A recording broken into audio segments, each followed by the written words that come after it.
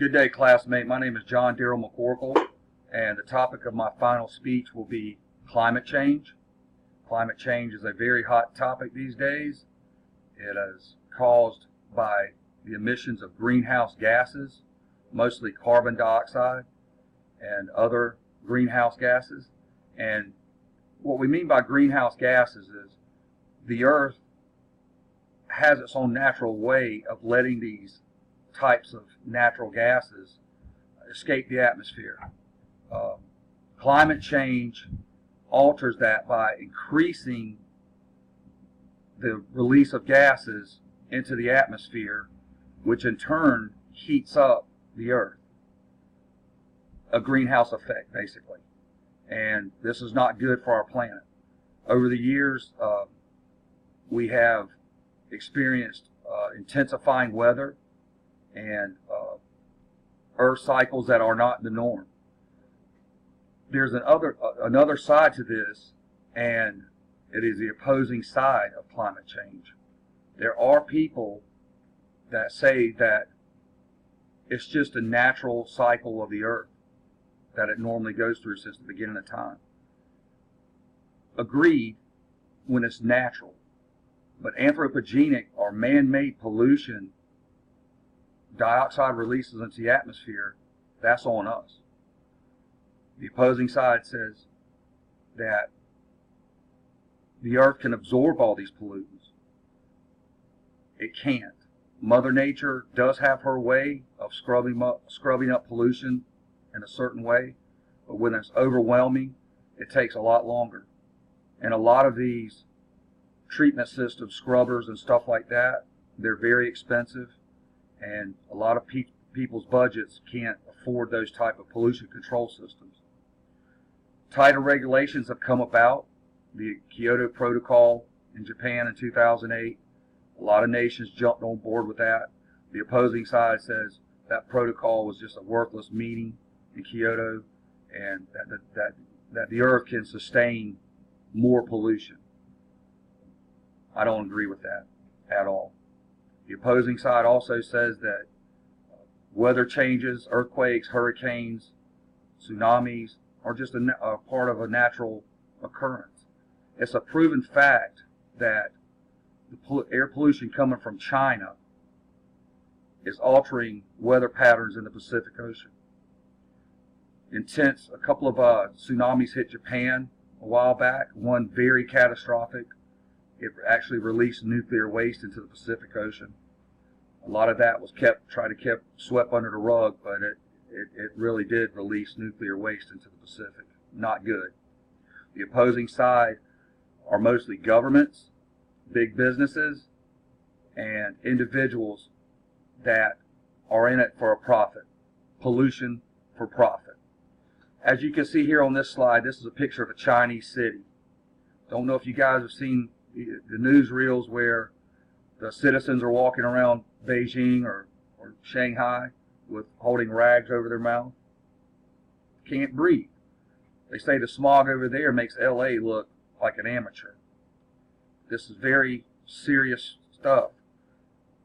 The Chinese, the Indians, and several other developing countries have weak or no environmental laws. Here we at least we have the Environmental Protection Agency, which creates regulations for pollution control.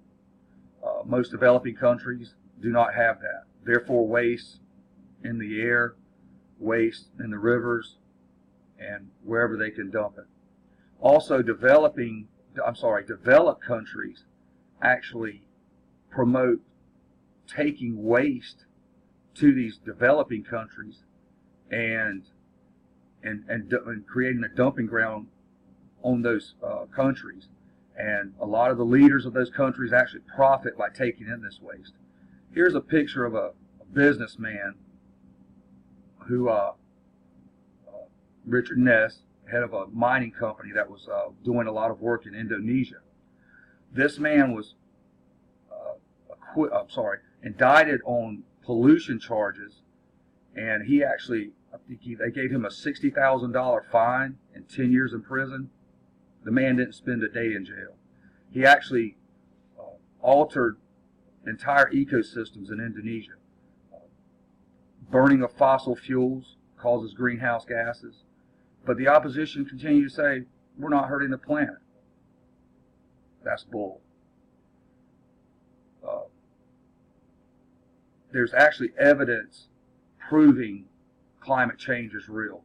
97% of scientists in this world agree that anthropogenic, human-induced climate change is happening. Polar ice caps are melting. The sea levels are rising due to that. As I mentioned before, catastrophic storms, they're a lot stronger. And just look at this flooding in the United States. I mean, when I was younger, I mean, floods happen, but when these things happen, entire interstates are being swallowed up, deaths occur, and in most developing countries, when these incidents happen, hundreds to even thousands of people actually die from unsafe practices. But it's just the climate change that is happening, and we may not see it in our time, but they're talking about colonizing other planets. They're probably going to have to, those that can afford to do so. And it's mostly this opposition who are in it for profit. Now, climate change is a very touchy subject. Groups like Greenpeace, Sierra Club, I support those groups. They actually have fact-based evidence that this is happening. The ones that want to sweep it under the rug are the ones making big money off of this. And yes, pollution, waste is profitable. These guys that do this, they don't have a conscience as far as I'm concerned. We only have one world, and we need to take care of it.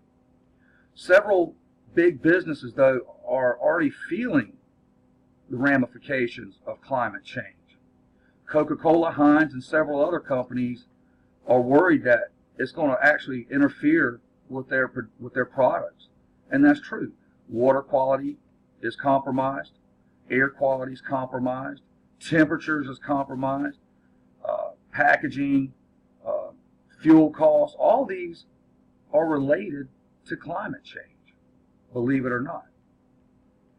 As I did my research, I ran across some stuff that was very interesting. And a lot of us don't think about it, but our governments, big business, they don't tell us the whole truth, what's going on. A lot of times when these major manufacturers that are emitting greenhouse gases, they actually pay people off. And to me, that's unacceptable. If you're not going to do your job and be a regulator, you need to get out of the business, because we have a world at stake here. And as I said, we as humans are a part of the environment, but we need to find alternative and sustainable ways to alter and eventually just quit using fossil fuels and burning greenhouse gases.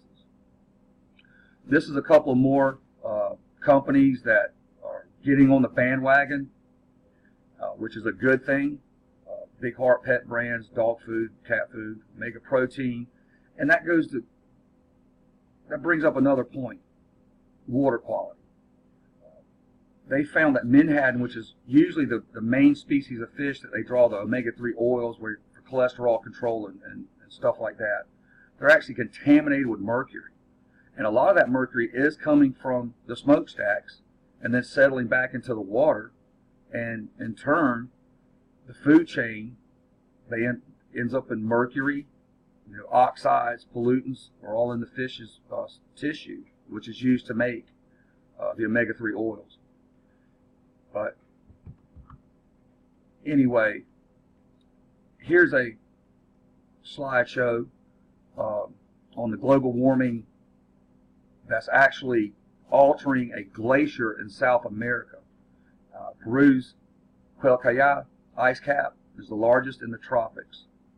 It is shrinking so fast, and a lot of people rely on this stuff, rely on this water from this glacier for life. And they say by the year 2100, be completely dried up. It's exactly what's happening in the Arctic. And the Antarctic is also feeling the ramifications of climate change. Warmer seas, coral reefs that are home to umpteen thousands of fish species and eels and stuff like that, they're disappearing because the seas are becoming warmer, and that actually bleach the coral, and it just destroys the habitat for that wildlife. But here's another scientific evidence, and this is the one I mentioned earlier.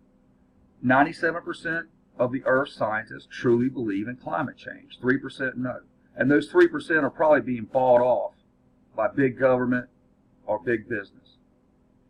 Media coverage, really, yeah, they'll show an Earth Day event, but the media coverage really don't get deep enough into this subject to really enlighten the general public on the consequences of climate change. Yes, Dateline, some of them will bring, like Duke Electricity in North Carolina, they got busted a couple years ago for pollutants. You may see that every now and then, but these media companies can be bought, and that's unfortunate. Whole ecosystems are being destroyed because of climate change. There's several, in Costa Rica, there's several species of toads only native to that area that are extinct now because the temperatures warmed up. They were mountain toads, and the precipitation that they lived in on these cloud mountains has totally evaporated, totally gone because of the weather extremes. It is a dire, dire problem that we must put at the forefront. President Obama has done a lot of good on climate change, and he also has altered, here in our Appalachian Mountains, they were mountaintop mining, burning fossil fuels, stripping tops off of mountains. I know in Tennessee there was this salamander that was just native, I think, to East Tennessee and maybe even northwestern South Carolina that was threatened by this. And a lot of people say, for a salamander? Yes, for a salamander. All life is special. All life is important. Here's a slide where I've got another way of looking at climate change and another analogy. Consider salt and human health. A small amount of salt is essential for human life. We all must have a little bit of sodium in order for us to sustain life. A little bit more salt on our food, makes it taste great. But too much salt can do us in. Same way with climate change. A lot of developing countries are taking the blame for this, but a lot of developed countries are at fault as well. Even us in the United States, our government is at fault. Yes, we'll go sign these accords. Yes, our actual pollutant discharge is slowly but surely coming down, and tighter regulations are being imposed. But it's not only these developing countries. We actually are exporting, like I said earlier, our waste to these developing countries. Makes it worse on them, and the poor always suffer. The poor always suffer from any kind of detrimental environmental effects. Greed and profit are the leading cause of these businesses, governments, to basically say yes to this.